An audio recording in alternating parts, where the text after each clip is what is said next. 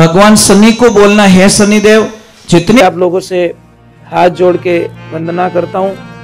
हमारा जो चैनल है श्री सोनू महाराज, वो चैनल जरूर सब्सक्राइब करें और इन वीडियो को शेयर करते रहिए।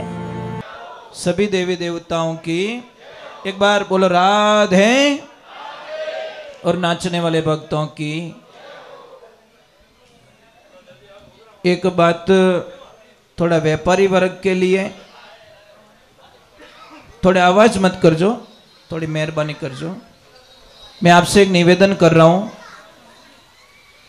व्यापारी वर्ग के लिए, जिनको विश्वास है वो ही करे, जिनको विश्वास है वो ना करे, इतना ख्याल रखे, नहीं तो आपका टाइम बर्बाद हो जाएगा। जिसको भी कोई धंधे की प्रॉब्लम है, चाहे घर के क्लेश की कोई प्रॉब्लम है या अशांति का वातावरण है, तो अमावस्या पड़ेगी उस दिन शाम के टाइम में एक नारियल लेना, श्रीफल, उसको थोड़ा छील देना और थोड़ी चोटी रखते ना हम लोग एक साइड में, पूरे घर के बाहर निकलिए और घर के सामने मुंह करके उसको नारियल को 21 बार ऐसे मेन गेट पे घुमा के, राइट घुमाना, क्लॉकवाइज राइट, ऐसे मत घुमा देना, राइट घुमा के उस नारियल को वहीं तोड़ दो, फिर दोनों हाथ में वो ले लीजिए आधा आधा। परंतु उसको करना क्या, ऐसे फेंकना है, ऐसे विपरीत दिशा में, मतलब राइट वाला लेफ्ट और लेफ्ट वाला राइट में। और भगवान को बोलना है प्रभु हमारे घर में जो क्लेश है, प्रॉब्लम्स है, वो सारी आप लेके जाइए। और किसी को धंधे की कोई प्रॉब्लम है तो आंवले का जो वृक्ष होता है उसके पास में जाओ, थोड़ी हल्दी चढ़ाइए और दोनों हाथों में पानी लेकर ऐसे कलश को लीजिए, पूर्व की तरफ मुंह करना ईस्ट फेस में, और उसमें पानी चढ़ाना है आंवले के पेड़ में हल्दी के ऊपर, और एक नाम बोलना हरि हर महादेव, खाली महादेव नहीं, हरि हर महादेव बोल के वो नारियल उसमें आंवले में पानी चढ़ाना। आप कल्पना नहीं कर सकोगे कि हमारे घर में इतना अच्छा, हमारा धंधा इतना अच्छा चल रहा है, बढ़िया चल रहा है और अच्छा चल रहा है। जैसे किसी ने नई दुकान की हो, पुरानी दुकान बहुत अच्छी चल रही है, नई दुकान कम चल रही है, तो आपको कुछ नहीं करना है, शनिवार के दिन अपनी पुरानी दुकान से एक लोहे की कील निकालिए, कहीं से भी लोहे की होनी चाहिए, फर्नीचर में लगी हुई कील को निकालिए, वो कील चुपचाप बोल के भगवान शनि को बोलना है शनिदेव जितनी कृपा यहां पे की आपने, इतनी कृपा मेरी नई दुकान पे भी करना है और मेरे साथ में चलो। ले जाकर उस कील को गले में डाल दीजिए या कहीं भगवान के दरबार में रख लीजिए, आपकी जिंदगी में इतनी खुशी आएगी जिसकी कल्पना नहीं कर सकते।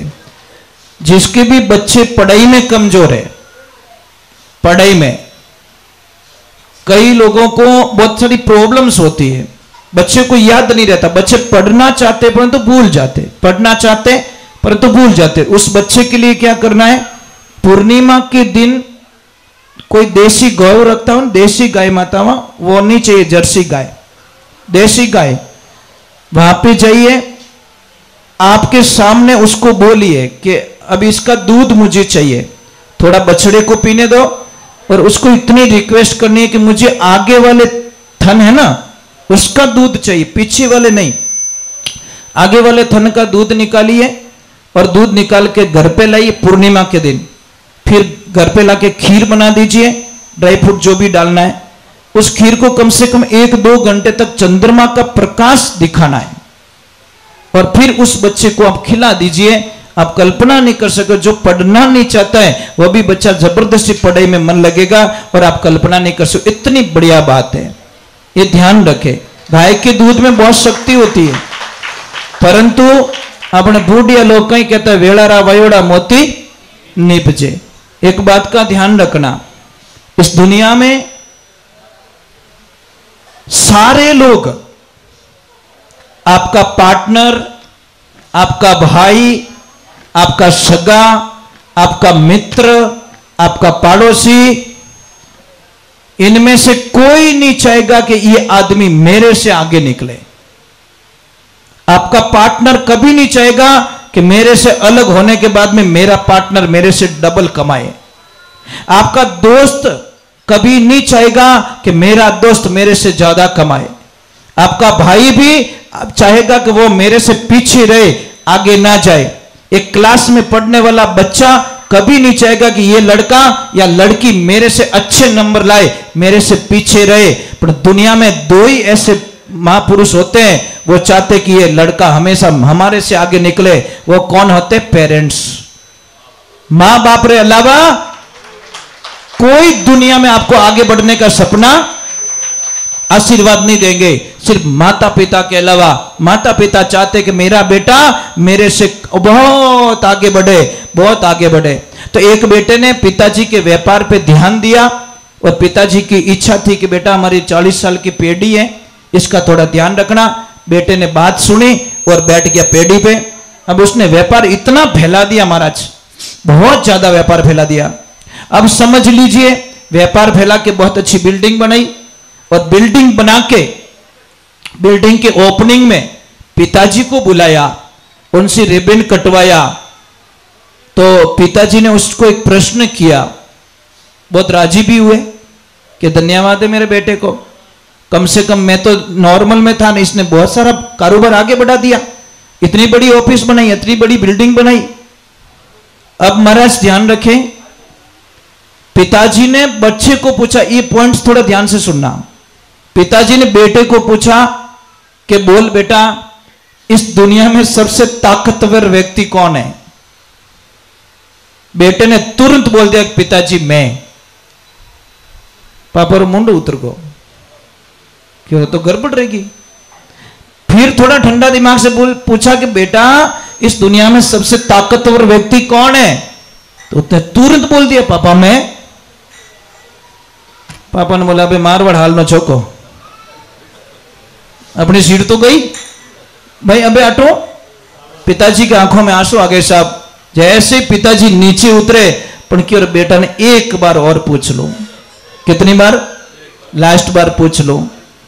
वापस पूछा कि बेटा इस दुनिया में सबसे ताकतवर व्यक्ति कौन? कि पिताजी आप। पिताजी आप। तो पापा ने बोला बेटा 2 बार जब पूछा तो तूने बोला मैं हूं मैं हूं, मार तो कालजूज काट दियो कि पापा उस वक्त में आपके दोनों हाथ मेरे कंधों पे थे, इसलिए मैं दुनिया का सबसे ताकतवर व्यक्ति था। जैसे ही आपके हाथ हट गए आप 1 बन गए, मैं 0 बन गया। इन्हें वास्ते जिन माते माँ बाप रो हाथ कंधों माते है ना, उससे बड़ा ताकतवर दुनिया में कोई हो नहीं सकता। इन्हें वास्ते महापुरुषों, आप कितना भी कमा लेना, कितना भी कुछ कर लेना, पर मां बाप ने मत सताई जो। बेचा बोटो रियो, कोई बोलता हमारे बिल्डिंग आई, कोई के गाड़ी आई, कोई के बो आयो, कोई के कंपनी आई, और एक भोलो आदमी के गेला मारे को ने मारी मां आई रे, मैं दुनिया में सबसे लकी आदमी हूं, मेरी मां मुझे मिल गई। ना गाड़ी चाहिए, ना बंगला चाहिए, ना कुछ चाहिए।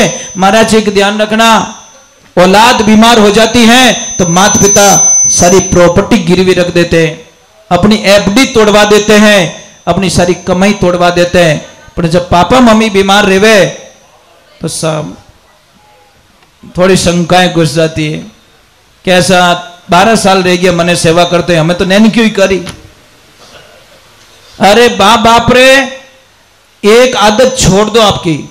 कहीं के माँ बाप मारे भेड़ा रहे और शब्द छोड़ दो साहब। कहीं के वो मैं माँ बाप रे भेड़ो रहूं, जिन दिन ओ बोलोला उन दिन आप बहुत सुखी रह जाओला। हमारी क्या औकात है जो माँ बाप ने आपो भेड़ा राख सको? यूं बोलो ने बेटी रे बाप के मैं माँ बाप रे भेड़ो रहूं। कई लोग का मने के महाराज मैं गाय को गोद लेके आया हूं। अब धारो बाप दादा ली कहीं गाय को गोद लेना 3 लोग के देवता नहीं ले सकते, तू क्या ले सकता? ऐसे बोलते मैं गाय की गोद गया हूं, आज मैं गाय को गोद लेके नहीं आया, मैं गाय माता की गोद चला गया, तो वो तो शुभ था। पर वो कि गाय को गोद मैंने ले ली। अरे बेटी रे बाप, ब्रह्मा विष्णु महेश की भी ताकत नहीं है जो गाय को गोद ले सके। अरे इतना बोलते गाय की गोद गया हूं मैं, तो शुभ होता। महाराज कई लोग क्या करते हैं, अभी हमारे कुछ दिनों पहले कोई किसी ने सत्संग बुकिंग करवाई और हमें पूछा कि महाराज ये तारीख है लिख दीजिए, और नाचन वाला हाथ आई कि नहीं आई। मैं बोले क्यों, कैसा कोई हनुमान जी पढ़न नाचे, कोई महादेव जी पढ़न नाचे। मैंने बोला सत्संग कैंसिल करो, आई नॉट एक्सेप्ट, नहीं नो एग्री, मैं ये नहीं कर सकता। अरे मारी कई औकात जो हनुमान जी नचाई सकूं, मारी कई औकात जो महादेव जी ने मैं नचाई सकूं। अरे भोला आदमी थोड़ा तो दिमाग यूज करो, महादेव जी को मैं नचाऊंगा, मैं इतना बड़ा बन गया क्या, मैं हनुमान जी को नचाऊंगा, मैं माता जी को नचाऊंगा। अरे क्या खेल कर रहे हो तुम लोग। माता जी हम थे नाचो भाई, महादेव जी हम थे नाचो, हनुमान जी हम थे नाचो, तो थोरो बेड़ो पार होवे, नहीं तो आज होवे ने कोई काल होवे। हम तो भैरू जी के सामने, भैरू जी के वो पता नहीं क्या क्या बन के भैरू जी को नचा रहे हैं। इतने बड़े हो गए हम लोग कि भगवान को नचाने लग गए। साहब ये बहुत ही गलत चीज है, इन्हें वास्ते ये सारी बंद होना चाहिए, ये अच्छी बात नहीं है। भगवान की हंसी उठती है, भगवान की मजाक उठती है साहब, और हम एग्री करते तालियां बजाते हैं, मजा आता है। मैंने बोला ना मजा मत लीजिए, मजा थोड़ी देर का है, आनंद लीजिए। चलो एक बार जय बोलते, बोले आई मात की, बोले नवदुर्गे मात की। नाराज तो नहीं हो, थोड़ा है टरे जो, क्यों बात उड़ी हो है, हल्का हल्का है, भारी भारी रही जो को पड़ियो रही, हल्को रिवसरी बात नहीं है। साहब मेरे गुरुजी ने क्या बोला कि बेटा जीवन चाहे 2 दिन का ही हो, पर होनो चीजें आनंद रो। समझ में आई नहीं, 1 साल 2 साल जी ले चाहे 100 साल जी ले, आखिर है तुझको जाना, आखिर तुझे जाना है। मेरे गुरुजी कहा करते थे कि बेटा 100 किलो चांदी मत खरीदना, 1 किलो सोना खरीद लेना। तो अज्ञानी थे, मूर्ख थे हम लोग। जाके गुरुजी को बोला 99 किलो का घाटा क्यों करवा रहे हो। गुरुजी ने बोला 1 किलो सोने का 60 लाख बनता है, 100 किलो चांदी रही 60 लाख बने, तो 99 किलो बोझ लिया क्यों फिरे। समझ में आ गया। तो हमने 100 झूठ बोलने से बढ़िया एक सच बोल के मरा जाए, आनंद उसी में होता है महाराज। क्या रोज मरूं यार, रोज झूठ बोलूं, रोज मरो, इससे बढ़िया एक दिन मर जाए, क्या फर्क पड़ेगा। परंतु मरना अच्छा है यार, मरना स्वामी विवेकानंद जी का जैसा होना चाहिए, मरना महाराणा प्रताप जैसा होना चाहिए, मरना शिवाजी जैसा होना चाहिए, मरना महारानी लक्ष्मीबाई जैसा होना चाहिए, मरना सुभाष चंद्र बोस जैसा होना चाहिए, मरना भगत सिंह जी जैसा होना चाहिए। आनंद उसको कहते, संसार में आए कीड़े मकोड़ों की जैसे मर गए, उसको मौत नहीं कहते। मौत भी इतिहास के पन्नों में लिखी जाए, उसको मौत कहते महाराज। क्या आए, क्या खाए, क्या पहने, ये हमारा वर्चस्व नहीं है। हमने देश के प्रति कितनी जागृति है, देश के प्रति बात कितनी करते हैं, देश के प्रति हमारी भावनाएं क्या है, वो मायने रखता है। पर्सनल जिंदगी, सेल्फ जिंदगी हमेशा दुख देती है। और जब आप आउट जाते हो, देश का सोचते हो, मातृभूमि का सोचते हो, तो आनंद कुछ और आता है। ये जिंदगी में ध्यान रखिए। अरे 2 दिन का जीवन यार। यहाँ पे कोई ऐसे बैठे हैं मां भारती के सपूत, जो अपने बेटे के जन्मते ही मन में ये शपथ ले ले कि इस बेटे को मैं फौज में भेजूंगा, बॉर्डर पे भेजूंगा इस बच्चे को मैं। है कोई देवी यहाँ पे? बहुत बहुत धन्यवाद आपको, एक हाथ ऊपर हुआ है, धन्य हो गया मैं। ये होना चाहिए यार, सपना ये होना चाहिए। क्या मेरे लिए वो बनाऊं, वो बनाऊं, वो बनाऊं। अरे ये तो सोचो, ये भगवान मुझे ऐसा बेटा देना, ऐसी बेटी देना जो बॉर्डर पे जाके, डंके की चोट पे जाके मेरी मातृभूमि की रक्षा कर सके। नहीं तो मेरा धरती पे आना सार्थक। धरती मारो कर्जो तो उतारो कि नहीं उतारो। एक छोटा सा भजन सुना देता हूं ताकि शंका निकल जाए। 5 कर्जे हमारे पे, कितने? जब तक ये कर्जे नहीं उतारेंगे हमारी मुक्ति होने वाली नहीं है।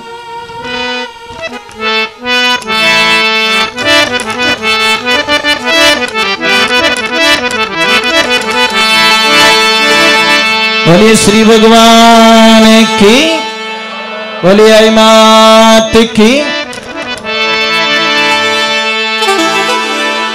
सूरा होना सेज है, सूरा होना सहज है, तो घड़ी